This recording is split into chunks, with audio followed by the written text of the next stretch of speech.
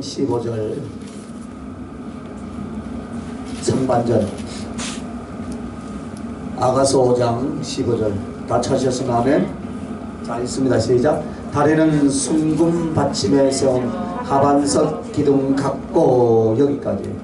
다리는 순금 받침에 세운 하반석 기둥 같고. 자 오늘 이 아가서 이 말씀을 통해서 사랑의 의지 한번 따라합시다. 사랑의 의지. 사랑의 의지. 자, 오늘 이 말씀에 또 우리가 또 도움을 주기 위해서 이 말씀은 어디에 있냐면요, 9절 가운데 있어요. 9절에 대한 지금 답변을 하는 거예요. 그죠? 여자들 가운데 어여쁜 자야, 너의 사랑하는 자가 남의 사랑하는 자보다 나은 것이 무엇인가? 너의 사랑하는 자가 남의 사랑하는 자보다 나은 것이 무엇이기에 이같이 우리에게 부탁하는가? 지금 무슨 말이냐면, 내가 만나고 있는, 내가 사랑하고 있는 이 남자가 정말로 잘났고 이쁘다. 그래 자랑하니까, 그래 네가 사귀는 남자가 어떤 남자길래 그렇게 이쁘냐, 존경할 만하냐, 좋으냐 하니까 이제 그 대답으로 이제 10절부터 16절까지 쭉 하는데, 오늘 이제 15절에 그래 내가 사랑하는 남자는 어떤 남자다? 다리는 순금받침에 세운 하반석 기둥 같고. 할렐루야. 다리가 여러분 튼튼하면 좋아요, 안 좋아요? 남자들 그죠?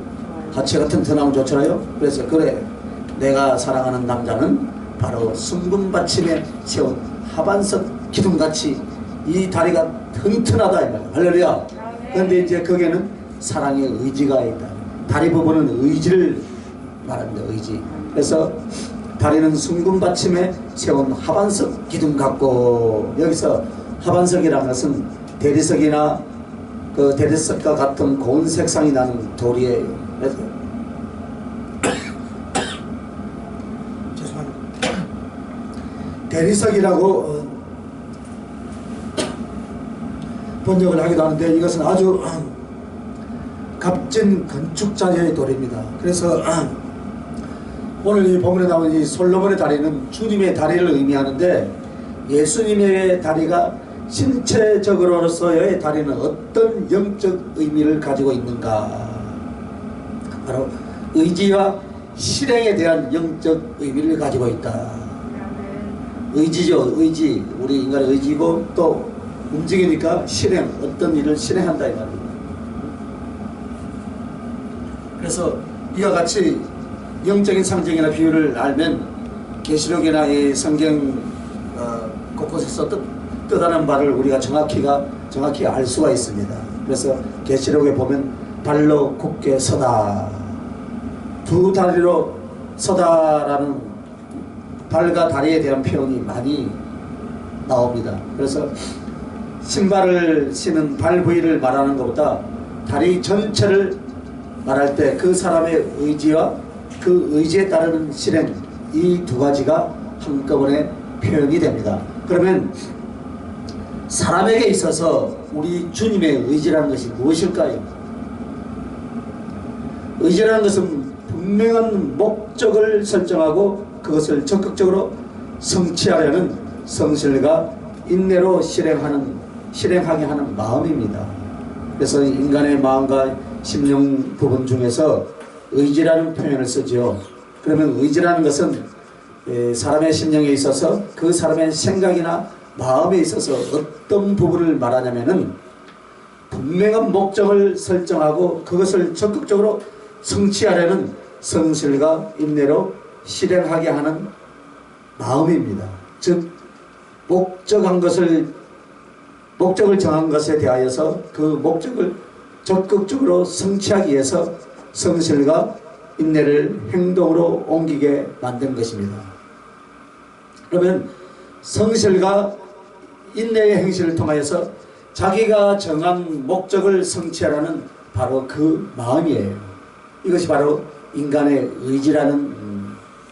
의지라고 단어의 표현입니다. 그러면 이 표현대로 주님의 그 사랑의 의지가 정해지셨다면 그 의지 부분이 무엇이겠습니까? 제일 먼저 주님의 목적이 있겠죠. 주님의 목적. 자, 주님의 의지라는 것은 목적을 향한 의지예요. 즉 뜻을 정했다라는 것은 무엇입니까? 어떤 목적을 가졌다는 거예요. 그리고 그 목적을 실현하기 위해서 그 마음의 힘과 그 마음이 행위와 성취를 향하여서 움직이게 하는 것을 말합니다. 그래서 예수님의 의지라는 것은 그냥 그 사람의 기질을 말하는 것이 아니에요. 무엇인가 목적을 향한 의지를 말한다 이 말입니다. 그러면 주님의 의지에 있어서 목적이 무엇인가? 그분이 그렇게 애를 쓰고 힘썼던 당신이 얻고자 하고 이루시고자 했던 주님의 존재의 목적, 주님이 사람을 만나려고 사람이 되어서 사람에게 나타나셨던 주님의 목적은 사랑을 위한 목적인 줄 믿습니다. 사랑을 위한.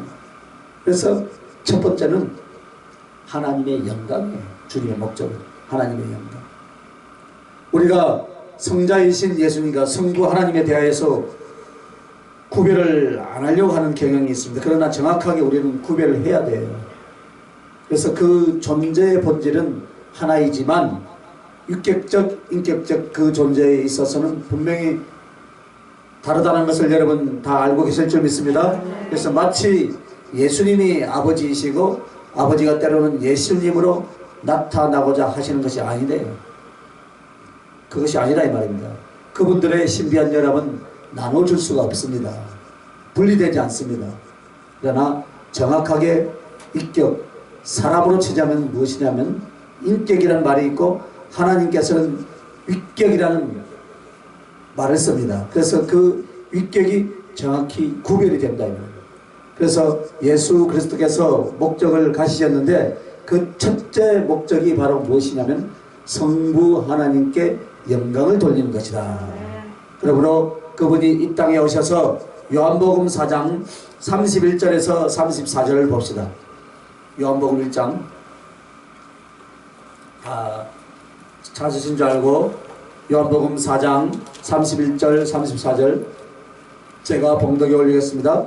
그 사이에 제자들이 청하여 이르되 라삐어 잡수소서 이르시되 내게는 너희가 알지 못하는 먹을 양식이 있느니라. 제자들이 서로 말하되 누가 잡수실 것을 갖다 드렸는가 하니 예수께서 이르시되 나의 양식은 나를 보내신 이의 뜻을 행하며 그의 일을 온전히 이루는 이것이니라. 아멘. 사람은 마치 먹을 것을 위해서 사는 것 같아요. 그런데 우리 주님은 먹을 양식이 무엇이냐? 성부 하나님의 그 성부 하나님의 뜻을 이루는 것인 줄 믿습니다. 이것이 주님의 양식이라고 34절에 말씀하고 있어요. 그럼 그 양식이라는 것이 무엇이겠습니까? 그 양식의 존재의 이유가 무엇입니까? 예수 그리스도가 계시는 존재의 이유가 무엇이냐? 바로 이 땅에 사람 되어서 오신 이유가 무엇이겠습니까, 여러분? 하나님 아버지께 영광을 돌리는 것인 줄 믿습니다. 그래서 그분의 거룩한 일을 위하여서 주님 당신은 종이 되어 오셨고 하나님의 일을 온전히 이루어내는 것, 이것이 바로 당신의 양식이다라고 34절에 말씀하고 있습니다. 그것이 그래서 존재의 이유, 하나님께 영광을 돌리는 것이라 라고 말씀하고 있습니다. 그래서 34절 요한복음 4장 34절의 말씀이 우리들의 진심 어린 고백이 되었으면 합니다. 그래서 우리가 존재하는 이유는 무엇입니까? 나를 보내신 이의 뜻을 행하며 그의 일을 온전히 이루는 이것이라. 할렐루야. 날마다 이 고백으로 우리의 삶의 방향과 목적이 될 수 있길 예수님의 이름으로 축원합니다. 그러면 요한복음 17장 4절을 봅시다. 예수님이 고난받고 죽기 전에 제자들을 모아놓고 말씀을 나누시면서 하나님 아버지께 기도하는 내용이 요한복음 17장이에요. 그래서 당신과 아버지의 관계를 말하면서 뭐라냐면 요한복음 17장 4절에 보면 아버지께서 내게 하라고 주신 일을 내가 이루어 아버지를 이 세상에서 영화롭게 하였사오며. 아멘. 하나님을 영화롭게 한다라는 것은 하나님께 영광을 돌려드린다 이 말이에요. 할렐루야. 그래서 하나님께 영광을 돌려드린다 말은 주님은 당신에게 맡겨주신 하늘의 뜻을 성취에 내물어서 하나님께 영광을 돌려드리는 것입니다. 그래서 그 하늘의 뜻, 아버지의 뜻이 무엇입니까? 그분을 위한 일이 무엇입니까? 처참하게 고난받고 매를 받고 피를 쏟고 능력을 받고 무시당하고 지옥 행벌 속에 던져져 죽는 그것이었어요. 하늘 아버지의 뜻이라면 그 어떤 수치와 능력과 버림받음도 어떤 괴로움과 슬픔과 아픔도 다 감당하기로 작정하신 당신의 의지를 이 요한복음 17장 4절에서 지금 보여주고 있는 거예요. 할렐루야. 우리들에게도 마찬가지예요. 여러분들에게도 신앙의 의지, 사명의 의지가 있다면 그것은 이제 성부 하나님과 예수 그리스도를 위한 그분의 영광인 줄 믿습니다. 이것을 위해서 우리는 살며 이것을 위해서 우리는 나아갈 뿐이다 이 말입니다. 두 번째는 우리 주님의 목적이 무엇입니까? 사랑을 위한 목적은 그 백성을 사랑하는 것이다. 첫째는 뭐라 했어요? 주님의 목적은 하나님께 영광을 돌리는 것. 그리고 두 번째는 그 백성을 사랑하시는 것이 바로 주님의 목적이다 이 말입니다. 의지를 가져서 목적을 향해서 간다 그랬다. 그죠? 그래서 그 백성을 사랑해요. 요한복음 17장 20절에서 26절까지 묵상하시면서 읽어보시면 사실 설교가 필요 없어요. 사실 그 말씀 구절구절에 우리를 어떻게 사랑하시는가를 잘 표현하고 있습니다. 그런데 사실 요한복음 17장 전체는 하나님 앞에서 그 사랑을 고백하는 그 백성을 사랑하는 의지입니다. 이렇게 사랑하고 저렇게 사랑하고 이런 사랑을 이루기 위해서 이렇게 하기를 원하고 그렇게 바라고 있는 내용으로 하나님께서 고백하고 기도하고 있지만 그 제자들은 사랑하는 주님의 가장 깊은 애정으로 이 애정이 실현될 수 있도록 하늘에 부탁하는 내용의 기가 막힌 사랑의 고백이 오늘 요한복음 17장에 나와 있어요. 이것이 하나의 아가서예요. 요한복음 17장이. 로마서 8장하고 또 요한복음 17장은 예수님과 우리 사이의 아가서예요. 그래서 구구절절히 주님이 우리를 사랑하시기에 무엇을 얻게 하려는가, 무엇을 이어지게 하려는가를 잘 표현하고 있다. 그래서 요한복음 17장에 우리를 위해서 당신의 생명까지 바친 사랑의 내용이 잘 기록되어 있는데 특별히 20절부터 26절만 읽어봅시다. 다 찾으셨죠? 자, 내가 비옵는 것은 이 사람들만은 이함이 아니요 또 그들의 말로 말미암아 나를 믿는 사람들도 이함이니, 이 말은 거기 있는 주님의 제자들뿐만 아니라 이후에 우리들을 가리켜 말하는 것입니다. 주님의 제자와 오늘 우리들을 위하여 주님은 이 기도를 하고 있다라고 말하는 거예요. 그래서 자 21절 있습니다. 시작. 아버지여, 아버지께서 내 안에 내가 아버지 안에 있는 것 같이 그들도 다 하나가 되어 우리 안에 있게 하사 세상으로 아버지께서 나를 보내신 것을 믿게 하옵소서. 내게 주신 영광을 내가 그들에게 주었사오니 이는 우리가 하나가 된 것 같이 그들도 하나가 되게 하려 함이니라.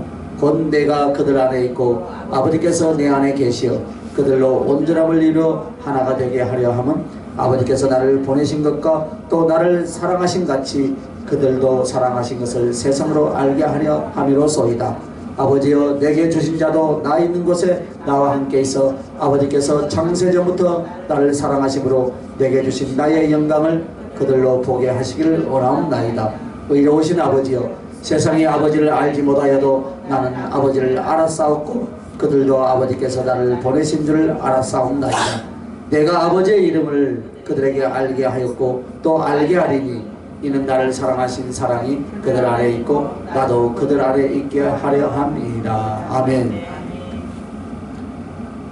내가 너희를 사랑한다는 고백보다 이위에 계신 아버지께 눈물 어린 강구를 통하여서 그 소리를 듣고 있는 제자들에게 내 사랑이 너희들에게 어떻게 성취되고 너희와 나의 사랑이 어떻게 하늘 아버지의 사랑 가운데서 이루어지기를 원한다라는 것을 가르치고 있는 내용입니다.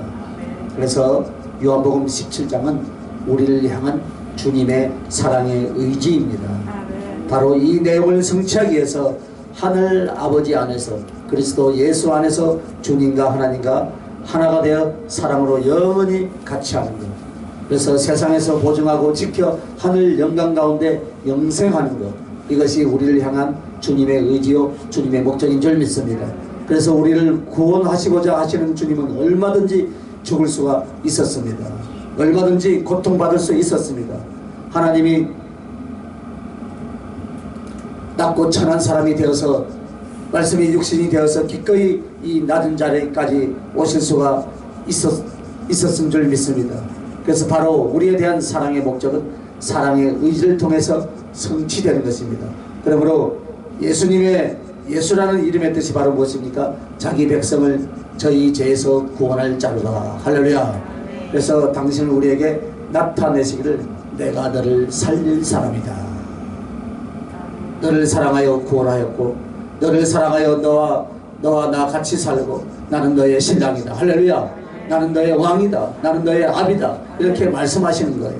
그래서 한마디로 그 백성을 사랑하시고 구원하시고자 하나님께 영광을 돌려드리려고 하는 것이 주님의 목적인 줄 믿습니다. 그래서 하나님께 영광을 돌려드리고 그 백성을 구원하시려고 사랑하시는 것이 한꺼번에 다 나와 있는 것이 성경 구절이 있는데 어디에 있냐면요, 빌립보서 2장 6절에서 11절이에요. 우리를 구원한 그 사랑, 그리고 하나님 아버지께 영광을 돌리는 그 내용의 표현이 바로 빌립보서 말씀입니다. 한번 찾아보세요. 빌립보서 2장 6절에서 11절. 그는 근본 하나님의 본처시나 하나님과 동등됨을 취할 것으로 여기지 아니하시고 오히려 자기를 비워 종의 형체를 가지사 사람들과 같이 되셨고 사람의 모양으로 나타나사 자기를 낮추시고 죽기까지 복종하셨으니 곧 십자가에 죽으심이라. 이러므로 하나님이 그를 지극히 높여 모든 이름 위에 뛰어난 이름을 주사 하늘에 있는 자들과 땅에 있는 자들과 땅 안에 있는 자들로 모든 무릎을 예수의 이름에 꿇게 하시고 모든 입으로 예수 그리스도를 주라 하시나요 하나님 아버지께 영광을 돌리게 하시었느니라. 아멘. 이것이 바로 주님의 목적입니다.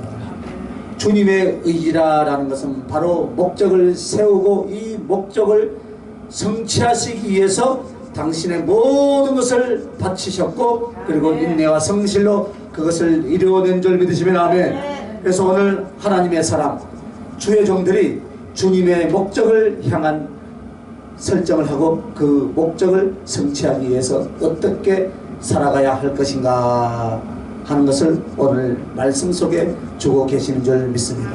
그래서 주님의 목적이 있다면 그 목적을 위해서 무엇을 해야 하겠습니까? 한번 따라합시다. 뜻을 정하는 것이다. 그래서 이제 두 번째는 뜻을 정하는 것. 주님의 목적은 하나님께 영광을 돌리고 그 백성을 사랑하시는 것이라면 이제 우리는 뜻을 정하는 거예요. 하나님의 영광은 어떤 방법으로 나타내고 그 백성을 사랑하시는 방법은 어떻게 하겠다는 계획과 뜻을 정하는 거예요.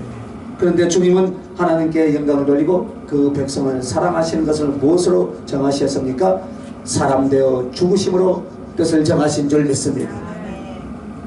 모든 고통과 저주를 받으시는 것으로 정하신 거예요. 그런데 이것을 어떻게 정했는가 한번 보시길 바랍니다. 에베소서 1장 3절에서 6절까지 봅시다.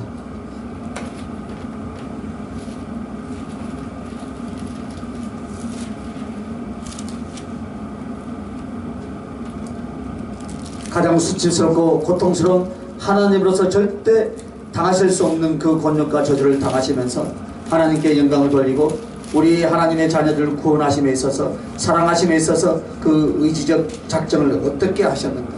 자, 에베소서 1장 3절에서 6절입니다. 찬송하리로다.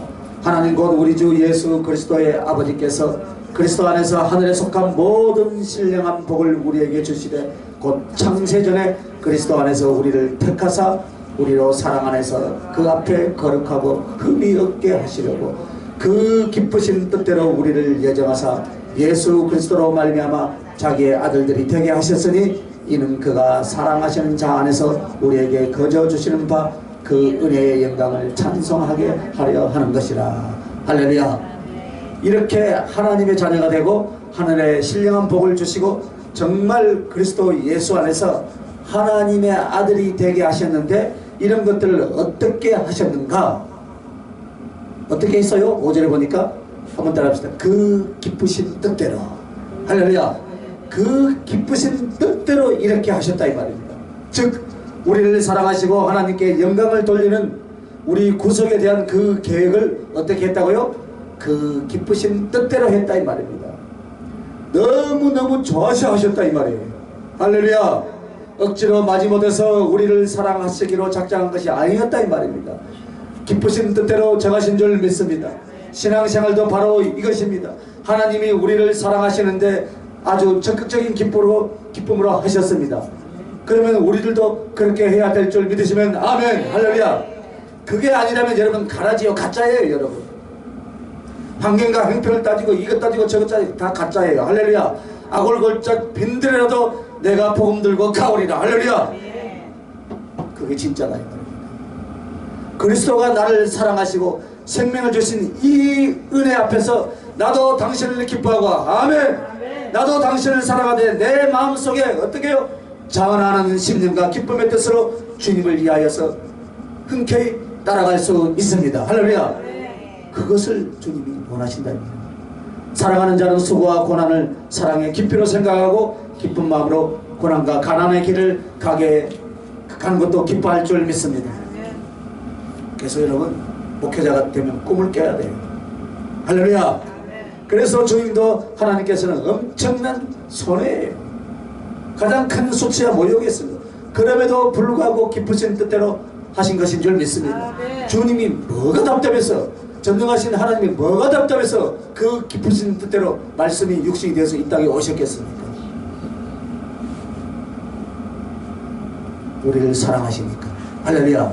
이렇게 우리를 사랑하시는 그 뜻을 전할 때 기쁘신 뜻대로 그렇게 하신 줄 믿습니다.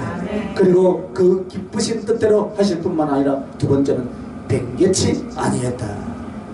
사람들은요 예언자들에게 또 은사자들에게 물어보고요 이랬다가 할렐루야 아멘 하나님의 뜻이다 합니다. 그런데 또 가서 또 딴 데 가서 또 물어보고 뜻을 바꿔버려요. 진리가 변합니까? 진리가 바뀝니까? 뱅개치 않으신다. 절대로 그 마음을 바꾸지 아니하신다 이 말이에요. 히브리서 13장 5절의 말씀을 봅시다. 주님은 하나님의 영광을 돌리는 일이나 우리를 사랑하고 구원하는 일에 있어서 결코 후회하지 않았습니다. 자, 히브리서 13장 5절 돈을 사랑하지 말고 있는 바를 족한 줄로 알라. 그가 친히 말씀하시기를 내가 결코 너희를 버리지 아니하고 너희를 떠나지 아니하리라 하셨느니라. 할렐루야. 이 말씀만 여러분 붙들고 산다면 여러분 신앙생활 성공할 수 있겠습니까? 없겠습니까? 돈을 사랑하지 말고 있는 바를 족한 줄로 알라. 그가 친히 말씀하시기를 내가 결코 너희를 버리지 아니하시고 떠나지도 아니하리라. 할렐루야. 세상에 사는 사람들은 물질 문제가 크고 경제가 제일 큽니다 여러분. 그러나 그것을 염려하지 말라라고 말씀하십니다. 그것은 천지만물을 지으신 전능하신 하나님이 우리를 과연 버리지도 아니하시고 떠나지도 아니하신다고 그렇게 말씀하고 있습니다. 여기서 과연이란 말은 결코예요. 결코. 할렐루야. 결코 너희를 버리거나 떠나는 일이 없을 것이다 라고 그렇게 말씀하시는 거예요. 하나님은 우리를 사랑하는 거에 대해서 결코 후회하지 아니하신 줄 믿습니다. 여러분을 구원하신 데 있어서 마음을 바꾸지 않은 줄 믿습니다. 그런데 사실 우리는 못나고 잘못된 것이 너무나 많습니다. 그런데도 주님은 우리에게 무엇이라고 말씀하시냐면 그래 너희들이 원래 못났고 너희들이 원래 잘난 것이 하나도 없고 못났다는 것을 다 알고 있다 그렇게 말씀하시는 거예요. 할렐루야. 주님은 알고 계실 줄 믿습니다. 그래서 믿음으로 소망으로 사랑으로 우리를 어떻게 했어요? 주님을 의지하는 자는 그 벌거숭이가 되었다 할지라도 처참하게 찢어지고 뭉개진 영혼이 되었다 할지라도 그 믿음의 손을 잡고 주님은 다시 살려주실 줄 믿습니다. 그래서 상한 갈대와 같고 꺼져가는 심지일지라도 우리 주님 포기하지 아니하신다 이 말이에요. 할렐루야. 결코 주님은 먼저 버리지 않습니다. 결코 주님이 먼저 우리를 떠난 일이 없는 줄 믿습니다. 그래서 주님의 의지, 주님의 뜻을 정하시면 어떻다고요? 변개치 아니하신다 이 말이에요. 후회하거나 돌이키거나 바꾸지 않는다는 거예요. 할렐루야. 그래서 또 한번 눈물겨운 말씀을 한번 찾아봅시다.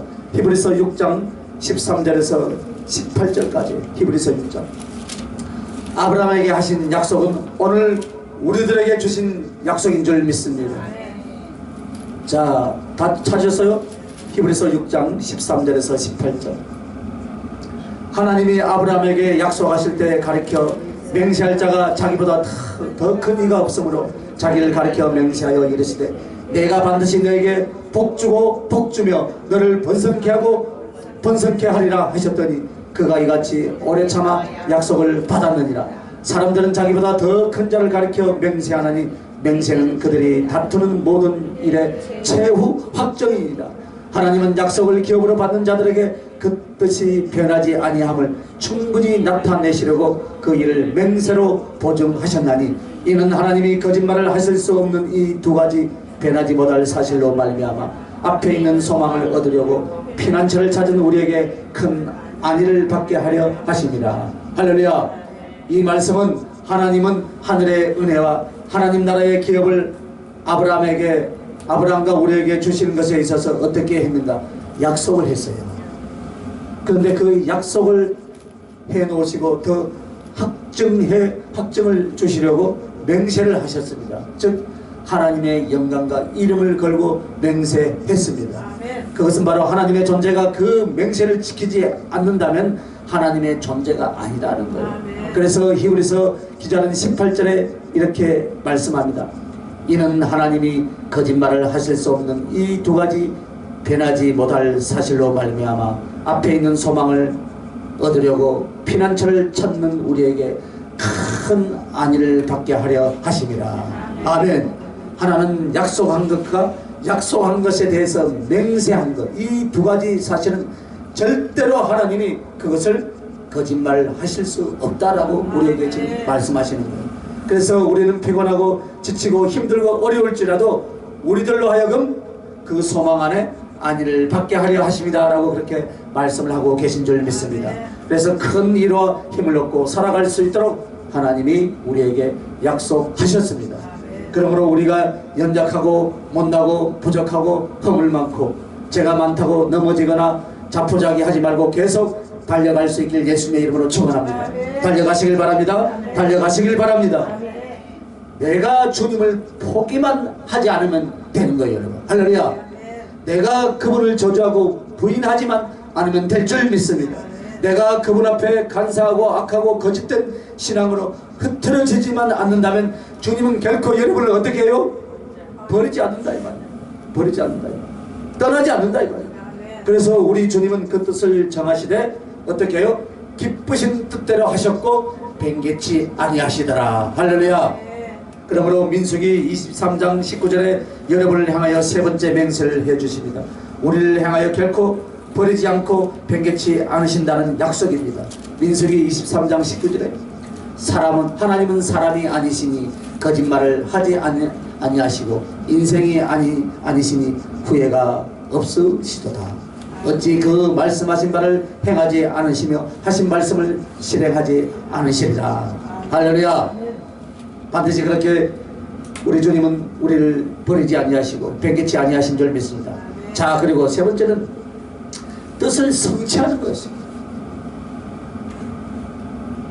그 기쁘신 뜻대로 어떻게 해요?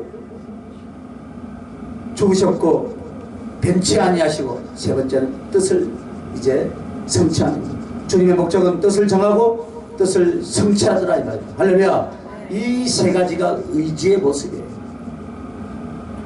주님의 목적이 뜻을 하나님께 영광을 돌리고 그래서 뜻을 정했다면 뜻을 이제 성취해야 되지 않겠습니까? 할렐루야.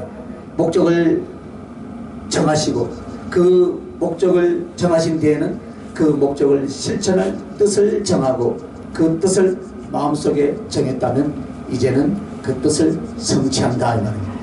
할렐루야. 주님은 그 사랑의 의지가 하나님께 영광을 그 백성을 사랑하심에 있어서 그 뜻을 정하시되 어떻게 했습니까?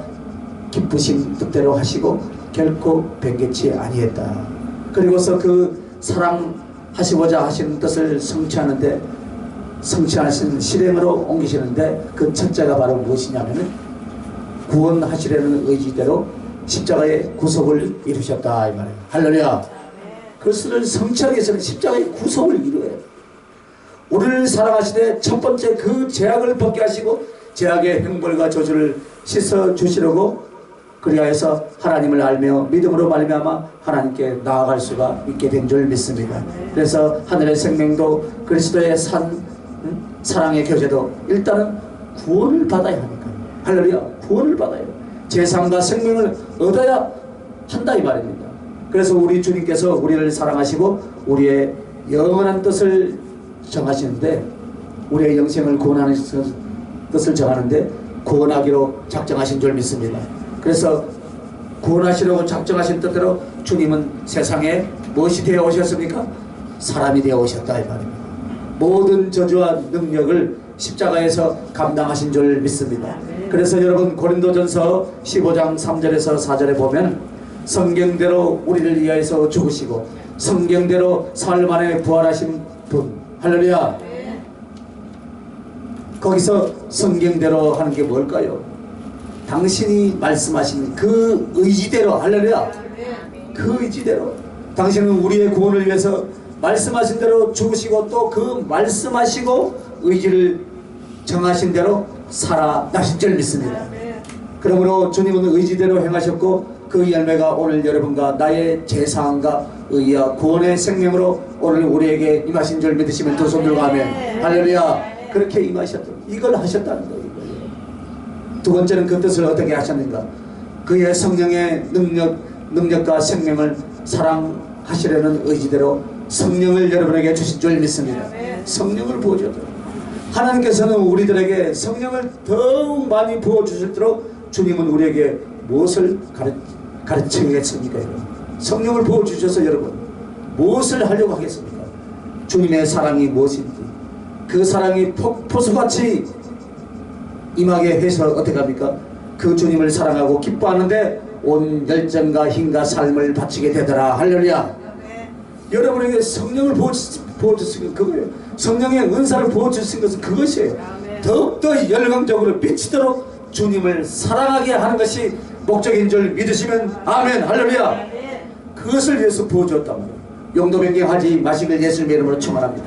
그래서 우리 주님이 우리의 구원을 위해서 십자가의 구속을 이루어 주셨다면은 그 구원으로부터 하늘까지 이어지는 사랑을 위해서 무엇을 주었어요? 성령을 부어주었다.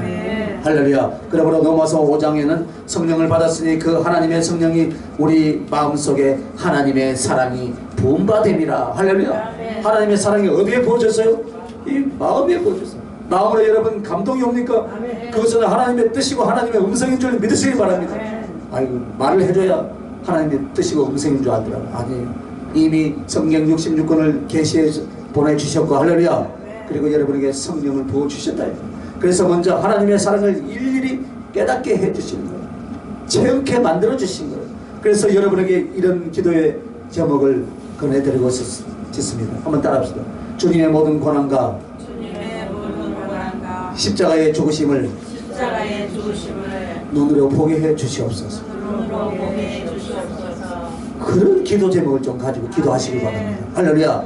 그래서 평생 복음을 전하고 예수 그리스도를 증거할 때 정말 주님이 나를 위하여서 어떤 고생과 어떤 희생을 당하셨는지 영적인 의미와 실질적인 것 그리고 주시는 우리들의 교훈에 대해서 참으로 지식적으로 지혜로서 그리고 체험으로서 그것을 전하기를 구하시길 예수님의 이름으로 축원합니다. 성령님이 임하시면 그 기도들은 제일 먼저 그 은혜를 주실 줄 믿습니다. 영의 눈을 열면 대부분 순간적인 어떤 스쳐가는 장면이나 본 것도 같고 보지 않는 것도 같은 그런 색상과 행상들이 나타나요. 그 다음에 영의 눈이 열려지는 수준이 그 다음에는 뭐냐면 이제는 또렷하게 어떤 메시지를 환상으로 보기 시작합니다. 그때 보여지는 것들이 하나의 메시지요. 아버지에 대한 것들이 나옵니다. 그러다가 이제 구체적으로 더 보이기 시작합니다. 예를 들면 어떻습니까? 영적인 존재들, 악한 영들이나 천사들이 보이기 시작합니다. 그리고 누군가 주님이 가르쳐 주시고자 하는 사람의 행상이 보이기도 합니다. 그 다음 수준이 뭐냐면 주님이 보이기 시작해요. 할렐루야. 최고의 수준이에요. 주님이 보이기 시작합니다. 주님을 보시기 바랍니다. 절대 환상 속에 눈이 열린다고 대번에 주님을 보는 경우는 거의 없어요. 체험을 위하여서 보여주시고, 혹은 대부분 어때요? 발을 보았다든가 또 빛 가운데 사람의 행상 비슷한 것을 보여주지, 주님이 육신으로 계실 때 당신의 행상을 보여주시고자 정확히 보여주실 때는 소위 말하는 정말로 이미 성령의 은사가 상당한 수준에 올라가서만 그것이 가능하다 이 말입니다. 그래서 여러분, 그 주님을 보기 시작하면 이제는 그 주님이 우리에게 지혜와 지식의 은사의 수준에 따라서 하나님의 계획과 작전과 이 모든 것을 공개하고 보여주기 시작하는 거예요. 두 증인 정도 돼야 되지 않겠습니까? 우리는 아직 피렘이에요. 그래서 성령님 결국 이렇게 보여주시고 능력을 행하시고 지혜를 얻고 분별하는데, 결국 그렇게 보여주시는 게 결국 뭐냐면 예수님의 사랑을 알게 하는 것과 그럼으로써 주님을 더욱더 사랑할 수 있게 하는 것이 목적인 줄 믿습니다. 그것이 목적이에요. 그래서 여러분, 요한복음 14장 16절부터 18절 한번 보시길 바랍니다. 어찌하여 주님은 성령님을 통하여 우리를 사랑하십니까? 그것이 가장 잘 나와 있는 말씀이 요한복음 14장 16절부터 18절의 말씀입니다. 다 찾으셨습니까? 자, 요한복음 14장 16절에서 18절. 자, 내가 아버지께 구하겠으니 그가 또 다른 보혜사를 너희에게 주사 영원토록 너희와 함께 있게 하리니 이는 그는 진리의 영이라 세상은 능히 그를 받지 못하나니 이는 그를 보지도 못하고 알지도 못합니다. 그러나 너희는 그를 아나니 그는 너희와 함께 거하시며 또 너희 속에 계시겠습니다. 내가 너희를 과와 같이 버려두지 아니하고 너희에게로 오리라. 할렐루야. 보혜사라는 말은 보호하고 은혜 주시고 지켜준다는 그런 뜻이에요. 그럼 그분은 어떤 역할을 하는가? 아버지의 역할을 합니다. 엄마의 역할을 합니다. 그리고 왕과 대장의 역할을 해주십니다. 할렐루야. 그래서 성령을 통해서 하시는 거예요.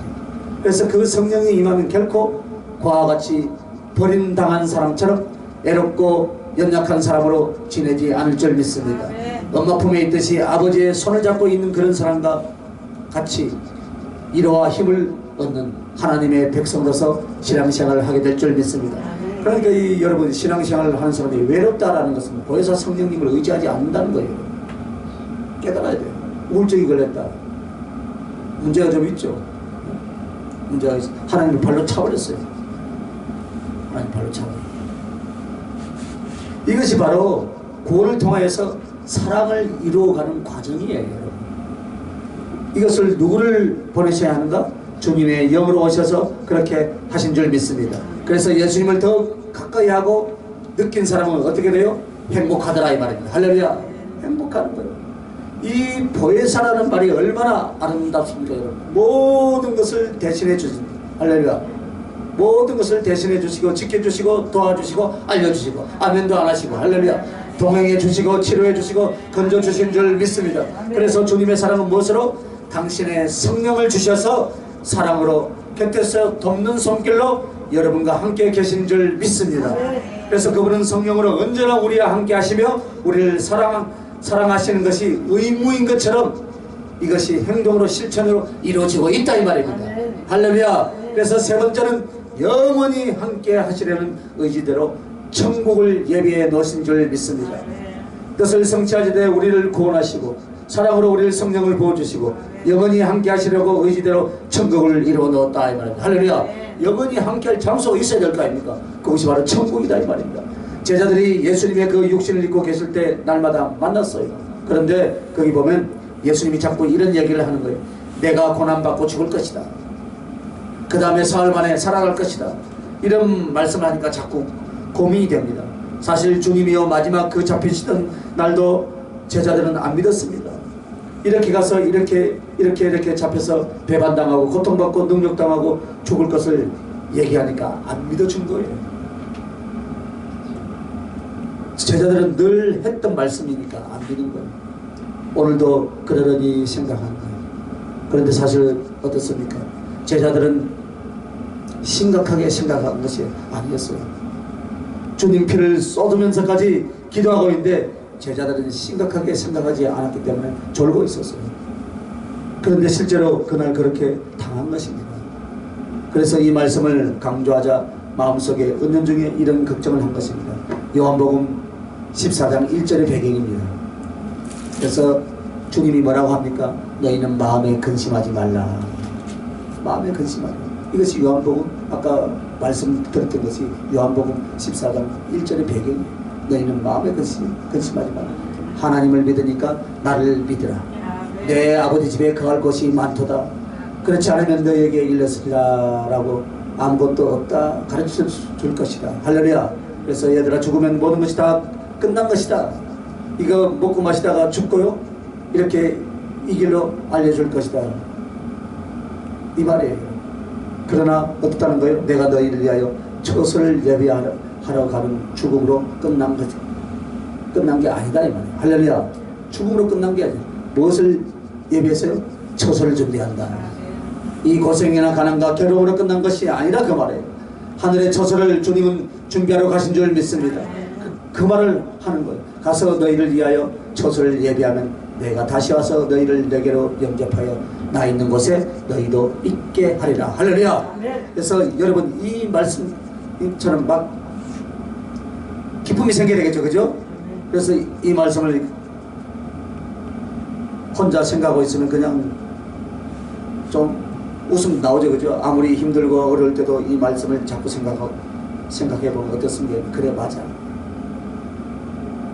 결국 하나님의 일을 한다는 것도 내 영적 싸움도 내 모든 은혜의 체험도 하늘나라 주님과 어떻습니까 여러분? 같이 있을 나의 처소를 주님이 예배해 놓고 문패를 달아주는 거예요. 할렐루야. 누구의 문패예요? 문서의. 할렐루야. 여러분의 문패를 다시길 바랍니다. 그래 문목사야 이제 어떻습니까 여러분? 네? 그만 오라면 그만두고 가야 돼. 할렐루야. 아무리 바벨 발사 멋진 것을 해놔도 이제 네 문패를 달아놨으니까 주인 찾아서 오라면 가야 될 줄 믿습니다. 그럼 여러분 그때 여러분 오라 하면은 아이 우리 목사님 좀 더 있다 가세요 할 필요 없어요. 잘 가십시오 하고 손을 놔야 돼요. 할렐루야. 미련 없이 가시길 바랍니다. 사실 이 땅에서는 우리가요 얼마든지 큰 상상을 할 수 있어요. 또 그것이 우리의 영혼에 어떤 위로가 될 수 있을 것 같지요? 아니에요. 별거 없어요. 살아보니까 그렇죠. 그죠? 살아보니까 주님의 이 말씀처럼 하늘나라를 준비해놓고 그것도 하늘에서 내가 당신과 사랑으로 영원히 같이 할 수 있는 처소, 바로 그와 같은 환경을 만들어 놓으시면 어떻게 한다는 것입니까? 데려간다 이 말입니다. 아무리 이 땅에서 멋지게 부귀영화를 누리고 살아도요 주님이 다 만들어 놓은 우리는 그곳에 가는 거예요.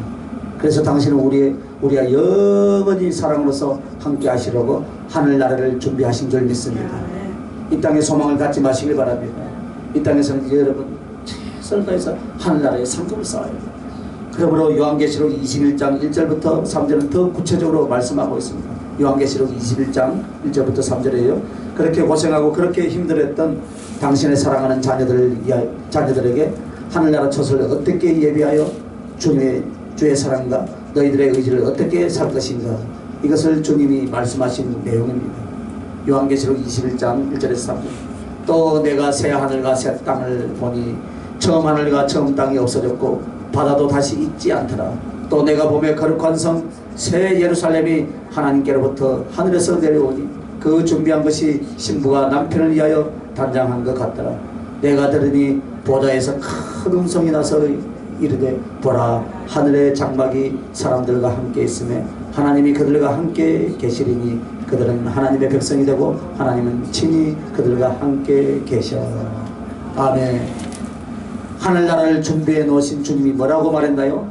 하늘나라가 마치 신부가 사랑하는 신랑을 위하여 단장하는 것 같다라고 말씀합니다.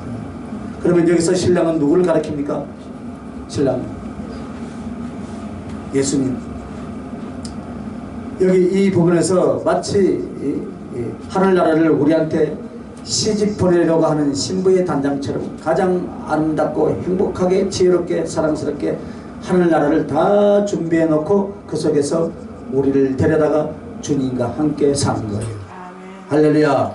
그래서 주님은 사랑을 위하여서 구원을 이루시고 사랑을 위하여서 성령을 보내주시고 사랑을 위하여서 하늘나라를 준비해 놓으신 줄 믿습니다. 신부가 단장한 것처럼 주님은 그 신부를 위하여 위에 준비한 하늘나라에서 당신과 함께 누릴 것을 기뻐하고 즐거워하더라 이 말입니다. 그래서 사실 하늘나라 전체는 하나님이나 예수님에게 필요한 것이 아닙니다, 여러분. 하나님은 그의 피조물이나 하늘나라가 필요 없습니다.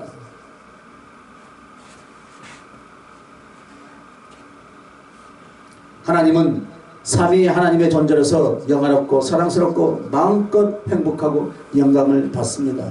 그러나 하늘나라를 만든 것은 그 사랑하는 자녀들을 예비해 두었다 이 말입니다. 할렐루야.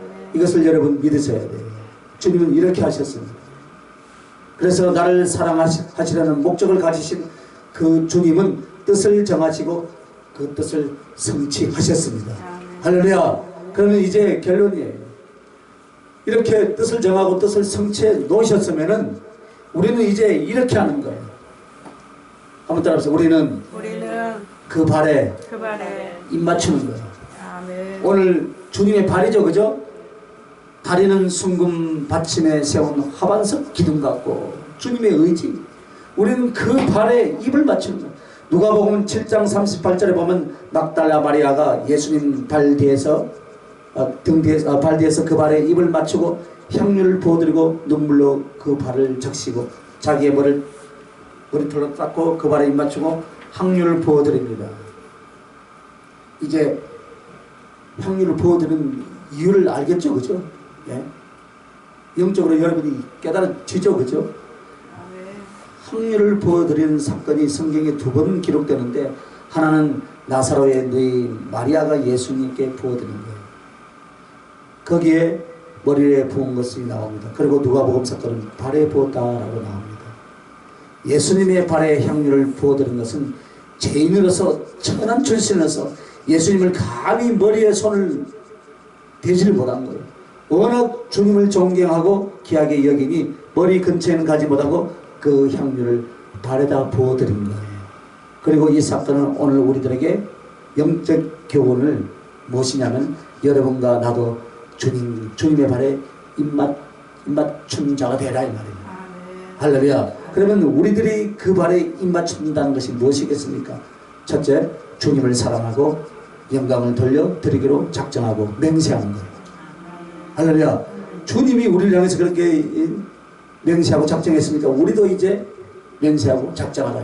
무엇을요? 주님만을 사랑하고 한번 따라 주님만을 사랑하고 주님께 영광을 돌리기. 할렐루야. 그것을 맹세하고 작정하라 이 말이에요. 이것이 날마다의 기도의 길 예수님의 이름으로 축원합니다. 여러분 우리가 항상 주님 앞에 나와서 기도할 때 주님께 서원과 맹세합니다. 어떻게 하겠다고요? 한번 따라합시다. 내 구주 예수를 더욱 사랑하는 것이다. 312장이에요 314장이에요. 옛날 찬송은 214장인가 212장인가 214장. 내 구주 예수를 더욱더 사랑하는 것. 이것이 주님이 가장 기뻐하는 찬송이에요. 할렐루야. 기도는 그 의지를 불같이 일으키는 거예요. 기도는 내 영혼을 조각조각 내서 번제단에 올려놓는 것처럼 사랑을 위하여 자기를 낮추는 거예요. 그래서 그 기도하기로 작정하는 거예요. 할렐루야. 이것이 기도예요. 이것이 예배입니다. 무엇을 얻을까 하는 것이 아닙니다, 여러분. 수많은 사람들은 예배를 통해서 어떤 은사집회를 무엇을까 얻으려고 생각하고 반짝반짝해가 내 엎어지고 입신이 한번 되면 야 내가 오늘 은혜 받다 인기 있는 줄 아니에요. 착각하지 마시길 바랍니다. 그거 아니다고 그거 아니다고 그거 아니다고 그렇게 이야기해도 그런 데만 또 쫓아다녀. 무엇을 얻는 것이 아니다 이 말이에요. 무엇이요? 주님만을 사랑하고 주님께만 영광 돌리기로 날마다 작정하고 서원합니다. 아멘. 그것이 되면 반짝반짝 하는 것도 더 빛나게 해줄 줄 믿습니다. 무엇을 얻을까가 아니에요. 이 기도를 통해서 로또 복권이 터질 듯 엄청난 복으로 그것을 기대할 것이 아니다. 기도는 무엇입니까? 내가 받은 바 사랑과 은혜에 대하여서 나의 가슴을 나의 삶을 주님께 사랑으로 바쳐드리는 거예요. 할렐루야. 그것을 하라 이 말입니다. 그것을 다짐하고 그것을 맹세하고 아멘 아멘 할렐루야. 그것을 다짐하고 맹세하고 그것을 실천해 가는 것이에요. 여러분, 바로 그것이 바로 기도의 자리인 줄 믿습니다. 그러므로 이제 주님이 여러분 곁에 대접을 받지 못하신 머리에 있는 향유는커녕 감람류도 붓지 못하고 씻을 물도 드릴 것이 안 되는 것이 아니라 이제 그 발을 우리가 씻어드리기 위하여서 주님께 가까이 가서 내 눈물로 발을 씻겨드리며 감람류도 아니고 항류도 아닌 내 생명의 피, 내 영혼의 사랑으로 당신께 부어드리기를 작정할 수 있길 예수님의 이름으로 축원합니다. 이런 걸 작정해야 돼. 이런 걸. 할렐루야. 이런 걸 해라. 이것이 먼저 여러분 안에 의지로 딱 서 있어야 됩니다. 주님을 향한 의지가 무엇이냐? 내 구주 예수만을 사랑하는 것인 줄 믿습니까? 그것을 하라 이 말입니다. 날마다 더 사랑할 것이다. 생명을 바쳐서 더 사랑할 것이다. 그것이 그리스도인의 의지요 그것이 목적이 되시길 예수님의 이름으로 축원합니다. 만약에 여러분이 그 목적과 의지를 가지지 않으신다면 여러분은 지금 바닷물에 요동하는 바닷물결에 밀려나는 거품일 뿐이다 이 말입니다. 거품을 좀 빼야 돼. 이 나라 교회들이 그리스도인들이 거품을 빼야 돼. 거품. 정말로 주님의 사랑, 그 사랑을 받았으면 그 사랑을 위해서 나의 삶과 인생을 어떻게 들을 것인가, 이것을 가르치고 설교하는 자들이 없다 이 말입니다. 하시라 이 말입니다. 여러분들이 하시라 이 말입니다. 여러분 종교적인 행위가 아니에요. 규칙적인 예배의 찬성이 아닙니다. 여러분의 가슴인 줄 믿습니다. 날마다 주님 앞에 고백하시되 소원과 다짐으로서 주님께 받은 이 은총과 이 사랑 앞에 나도 내 생명과 인생을 다하여서 저 주님을 사랑하리라. 할렐루야. 그것이 깨달아지고 그것이 소원이 되시면 여러분 두 손 들고 아멘 하시길 예수님의 이름으로 축원합니다. 이것을 목적으로 작정하고 맹세하고 고백하고 이루어 가시길 예수님의 이름으로 축원합니다. 이것이 전체예요 여러분. 그래서 그 발에 입을 맞추는 것이다 이 말입니다. 그리고 두 번째는 그리스도 발 앞에 무릎을 꿇어 그 뜻과 길을 바꾸지 않기로 작정하는 것이에요. 해보니까 사랑하기로 작정했는데 해보니까 힘들더라 어렵더라 아이고 별볼일 없네 내려놓으면 안 된다 이 말입니다. 그 발에 입을 맞추고 향기를 보려면 무릎을 꿇고 앉아야 합니다. 즉 예수님 앞에서 떠나지 않는다는 표현이에요. 할렐루야. 향기를 볼 때 떠나지 않는다. 그리고 그 발 앞에 무릎 꿇어 그 길과 뜻을 바꾸지 않겠다. 할렐루야. 그것을 실천하는 거예요.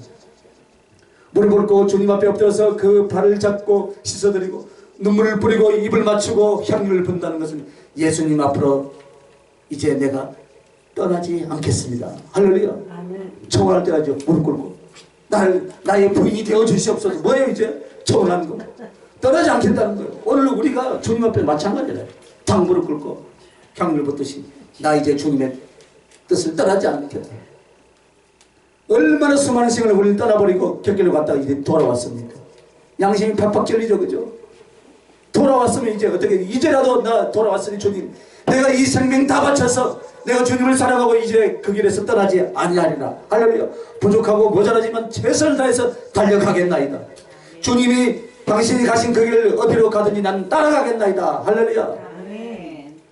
이때의 충성을 아시지 않습니까? 사무엘 32장이 그죠? 당신이 가는 곳에 나는 어디에 있겠나이다. 할렐루야. 맞잖아요. 당신이 가는 곳이라면 나도 어디를 가는 거야.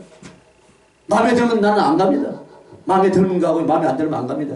그건 가짜다 이 말. 가라지다 이 말. 여러분의 영혼의 집을 무엇으로 짓고 싶습니까? 나무나 풀이나 지푸라기로 인생을 집을 짓고 싶습니까? 아니면 금이나 은이나 보석으로 집을 짓고 싶습니까? 그럼 다 금이나 은이나 보석으로 집을 짓겠다고 고백은 잘하던데 사실 양심이 좀 찔리죠. 그죠? 안 지요. 안 지요. 주님의 왕후가 되고 싶습니까? 무술이가 되고 싶습니까? 왕으로 된다고는 고백은 저래. 삶이 뭐였어요? 그러면 안 된다. 무술이에요. 힘들다고 내려놔버려. 지친다고 쉬어버려. 아니, 부족하고 모자라도 끝까지 올라가야 돼. 할렐루야. 그것을 왕후의 자리로 인정해 주는 거예요. 한번 따라합시다. 어디로 인도하든지 나는 가겠습니다. 인도라는 나라가 있어요. 인도 배우 인도 왔다. 할렐루야. 내가 인도가 아니라 인도에서 왔다. 할렐루야. 인도에서. 그래서 주님의 발 앞에 무릎을 꿇고 앉은 마리아처럼 우리의 영혼의 의지가 주님 앞에 무릎을 꿇은 바 되어서 당신을 쫓고 당신을 따르게 하시는 줄 믿습니다. 이것이 바로 실천되어져야 된다. 세 번째는 그 발 앞에 입을 맞추라는 것은 그리스도를 사랑하는 의지대로 십자가를 지고 복음을 전파하는 그리스도의 발이 되라 이 말입니다. 할렐루야. 그 발 앞에 입을 맞춘다는 것은 내가 주님의 그 뚫린 못 뚫린 그 피를 쏟는 뼈가 어그러지고 살이 찢어진 그 발 대신 내가 주님의 발이 되겠습니다. 할렐루야. 주님의 지금 십자가에서 못이 박혔잖아요. 그래서 내가 이제 그 못을 빼어드리고 내가 주님의 신을 신겨드리고 내가 발이 되겠다. 할렐루야. 주님의 소원, 주님의 그 구원과 사랑의 의지를 쫓아서 우리 당신이 복음을 전하러 가시는 발 대신 나를 위하여서 못 박히신 그 발, 이제는 내가 주님의 소원을 쫓아서 주님의 의지를 나의 의지 삼아서 이 복음을 위해서 내가 갑니다. 할렐루야. 가되 어디까지요? 아골골짝 빈들이라도 주님이 부르신 그곳에 내가 언제든지 가겠나이다. 할렐루야. 그런데 어떻게 합니까? 아이고 사례별 말준 데 가겠습니다. 성도들이 많은 데 가겠습니다. 환경이 좋은 데 가겠습니다. 아이고 농어촌은 안 간대. 섬에는 안 간대. 사례비 얼마 주냐고 물어보고 우리의 행 주세요. 사명을 받았습니까? 주의 백성입니까? 목회자가 아니더라도 생명을 바쳐서 주님을 쫓아가시길 바랍니다.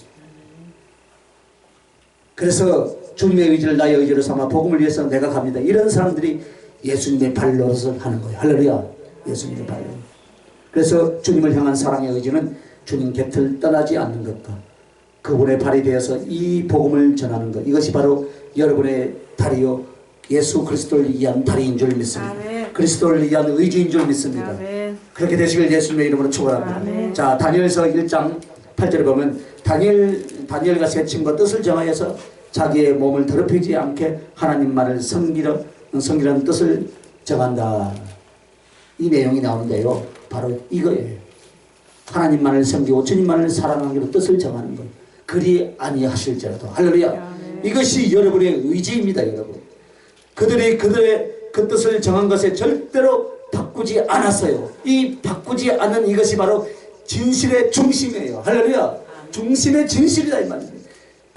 진실이 흔들리지 않는다. 하나님의 일을 하나님께 받을 복 그 이전에 이것부터 해야 돼요. 할렐루야. 무슨 의지예요? 의지. 주님만을 사랑하기로 뜻을 정하는 것. 이것이 바로 의지인데 이것을 흔들리지 않아야 된다. 환경에 따라서 좌우되지 않아야 된다. 할렐루야. 그거부터 하라 이거야. 그래야 해서 그 뜻을 정한 그들이 어떻게 됩니까? 불목불도 사자굴도 모든 시험과 환난과 욕도 다 이기고 승리한 줄 믿으시면 두 손 들고 하면 할렐루야. 다 이겼어요. 죽었습니까? 안 죽었다 이 말이에요. 그러나 하나님의 신이 그에게 감동하며 그에게 안내 메시지와 그리스도의 거룩한 이 상황을 보고하면서도 그가 주님께 드리고 평생 선지자로 하나님을 위하여서 자기를 구별하여 하나님 앞에 영광 돌린 줄 믿습니다. 얼마만큼 의지가 강했는가. 하나님을 향한 의지가 그의 존재인 줄 믿습니다. 하나님을 향하는 의지가 그의 됨됨인 줄 믿습니다. 이것을 보시길 바랍니다. 그 사람이 가지고 있는 어떤 외모나 그 사람이 가지고 있는 배경이나 그 사람이 가지고 있는 학력이나 그 사람이 가지고 있는 재산이나 이거 보지 마시고 그 영혼이 어떻게 하나님 앞에 바로 서 있는가, 그 의지가 중심의 진실이 어떤 모습으로 서 있는가, 그것을 볼 수 있는 영안이 팡 열려지시길 예수님의 이름으로 축원합니다. 그거 가지고 좀 따지시길 바랍니다. 어떻게 되든지 이 가방끈이 몇 개인가를 보고요, 이것도 보고 교회가 어떻게 뭐 성장하는 게 이것도 보고요, 아니 보시길 바랍니다. 오늘 여러분과 나는 가장 중요한 믿음이며 반석이 무엇이냐? 주님을 사랑하려는 의지에 있는 줄 믿습니다. 이 이것이 바뀌지 않는 사람은 하나님께서는 쓰십니다. 흔들리지 않는 사람에게 성령을 부어주실 줄 믿습니다. 왜냐하면 더욱더 사랑하라고 그렇게 하시는 것입니다. 온전히 그 사랑을 실천하면 그때 부어주시는 거예요. 감정이 흔들리고 생각이 바뀌고 주님의 뜻이, 주님을 향한 뜻이 왔다 갔다 하는 이 사람, 뭐가 없어서 이렇게 왔다 갔다 합니까? 사랑의 의지가 안 서 있는 거예요. 의지가, 사랑의 의지. 어느 어머니도 자식을 사랑하는데 생명을 바쳐서 뜻을 정하고 의지를 세웠고 그렇게 살아오셨습니다. 그렇게 그리스도를 사랑하시길 바랍니다. 할렐루야. 자식을 위하여서 사랑한 만큼 맹모삼천 있잖아요, 그죠? 맹모삼천. 자식을 교육시키기 위해서 그렇게 자식을 위하여서 사랑한 만큼 주님을 위해서 그렇게 사랑해 보시길 바랍니다. 여러분 후회하지 않을 것입니다. 자식에게 마음을 바꾸지 않잖아요, 그죠, 여러분, 그죠? 자식을 포기한 사람이 있습니까? 포기하지 마세요, 권사님. 지 알아서 하겠지, 아니라니까. 끝까지 포기하지 말아요. 끝까지. 나이가 몇 개인데 포기하지 않아. 포기하지 않아. 자기 자식을 포기한 사람이 있어요? 설사 못난 추태가 있고 내 가슴을 아프게 해도요, 부모는 자식을 포기하지 않듯이 우리 주님은 어떻게 합니까? 설령 네 육신의 난 네 부모가 네를 포기할지라도 나는 너를 손바닥에 새겼다. 할렐루야. 손바닥에 새겼다. 왜 그렇게 포기하지 않습니까? 내 새끼도 육신의 자식도 내 포기하지 않는데 우리 주님은 당신의 피와 살과 모든 것을 다 포기하고 하늘의 영광의 보좌를 다 포기하고 저와 여러분을 양자 삼아 주셨기 때문인 줄 믿습니다. 주님을 향하여 그렇게 할 수 있길 예수님의 이름으로 축원합니다. 그러므로 사도 바울도 사도행전 20장 23절 24절을 보면 저 예루살렘에 들어가서 어떻게 결박을 당하며 위험이 있을까 성령이 가르쳐 주었지만은 자기는 결박 당할 뿐만 아니라 다만 자기에게 맡겨진 사명을 위해서는 생명이라도 들기를 두려워하지 않고 작정하며 예루살렘에 들어간 것입니다. 이것이 주님을 향한 바울의 의지였습니다. 이렇게 주님을 향한 의지를 앞세워 죽으면 죽으리라는 결단으로 나아간 줄 믿습니다. 사랑과 충성을 위해서 내 신앙의 지조를 위하여 죽으면 죽으리라는 결단을 한 것입니다.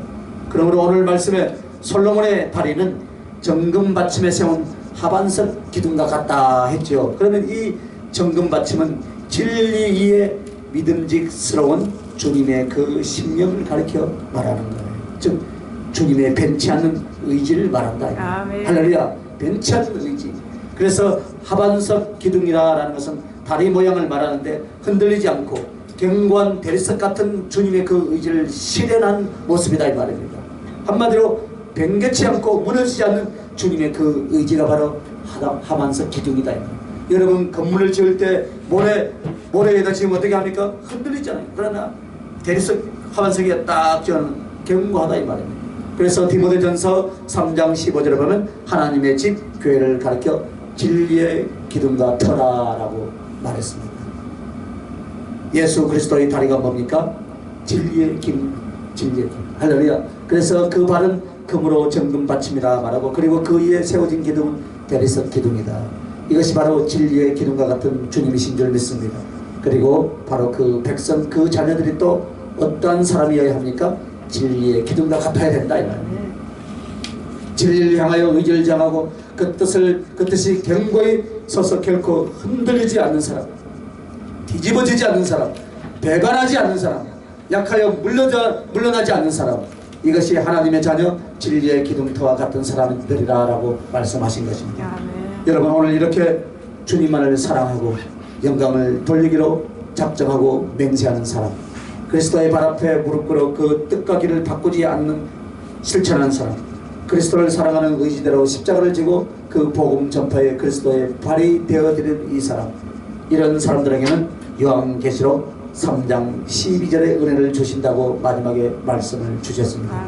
요한계시록 3장 12절입니다. 요한계시록 3장은 아시아 7개 중에 칭찬과 사랑을 받았던 빌라델비아 교회에 대한 이야기입니다. 자, 3장 12절 13절 믿습니다. 이기는 자는 내 하나님 성전에 기둥이 되게 하리니 그가 결코 다시 나가지 아니하리니 내가 하나님의 이름과 하나님의 성 곧 하늘에서 내 하나님께로부터 내려온 새 예루살렘의 이름과 나의 새 이름을 그의 이에 기록하리라. 기는 자는 성령이 교회들에게 하시는 말씀을 들을지어다. 할렐루야. 성전의 기둥이 되게 하셨는데 그러면 이 성전 기둥이 되게 하시고 한마디로 주님을 향한 사랑의 의지가 견고하고 그 의지대로 살아가는 사람은 하늘의 성전의 기둥이 되게 하시는데 이 성전의 기둥이 된다 이 말이에요. 그리고 그래서 이 성전의 기둥이 된다는 것은 첫째 주님과 자기 사이의 견고한 심령이라. 그래서 결코 흔들리지 않는 사람이다 이 말이에요. 할렐루야. 여러분 정글 같은 발에 주님을 향한 가슴이 하반석 같은 견고한 의지가 되시길 예수님의 이름으로 축원합니다. 그리고 두 번째는 교회를 세운다. 주님이 기뻐하는 교회를 그런 사람들을 통해서 세우게 하시겠다. 이것이 성전의 기둥의 축복인 줄 믿습니다. 성전과 진리 안에서 주님이 기뻐하시는 견고한 진리의 터와 기둥이 되는 교회를 그 사람을 통해서 세우시겠다 이 말이에요. 그리고 세 번째는 성전의 기둥의 은혜가 무엇이냐? 진리를 성취할 것이다. 그의 인격과 삶이 하나님의 진리대로 되어지는 그런 영혼의 성숙함을 이뤄낸다라고 했습니다. 그리고 이제 마지막 네 번째는 그는 하나님의 의지가 되리라. 즉 주님의 의지, 이치 나의 의지 하나 되어 주님의 뜻, 내 뜻, 주님의 뜻 역사가 그 사람을 통해서 일어나게 할 줄 믿습니다. 그러면 오늘 예수님 우리를 향한 사랑의 의지를 우리는 알았습니다. 그러면 우리는 주님과 같이 동행하는데 우리한테 가장 중요한 게 뭡니까 여러분? 한번 들어봅시다. 여러분 흔들리지 않는 진실하고 성실하여 성취해낼 수 있는 사랑의 의지가 바로 그것인 줄 믿습니다. 기도하십시다. 전능하고 자비로우신 아버지 하나님, 오늘 우리들에게 주님을 알게 하신 것과 진리를 주신 것을 무한 감사를 드립니다. 그리스도 우리 주님의 그 의지가 무엇인지 오늘 분명하게 오늘 말씀을 통해서 다시 한번 깨닫게 해주시고 우리 또한 주님을 향한 사랑의 의지를 견고하게 세울 수 있도록 결단하게 하여 주시옵소서. 마치 정금받침의 하반석 기둥처럼 주님을 사랑하는, 주님을 향하여 충성하려는 그 의지가 견고하여 성실하여 통치되고 이루어지되 우리의 생각보다 10배 더 100배 더 1000배 더 큰 주님의 뜻, 그 주님의 영광을 이루어낼 수 있도록 축복하여 주시옵소서. 감사하고 거룩하신 우리 주 예수님의 이름으로 기도합니다. 아멘.